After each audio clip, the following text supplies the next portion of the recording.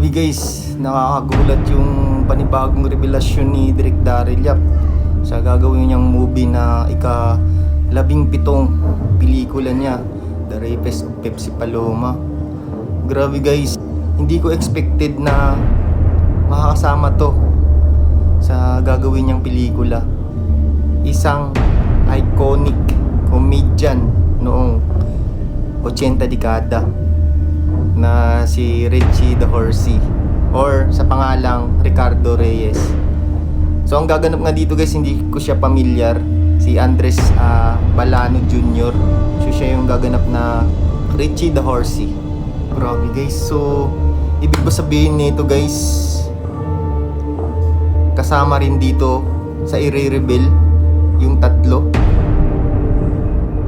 Hulaan nyo guys kung sino yung tatlo guys. Comment kayo dito guys kung sino yung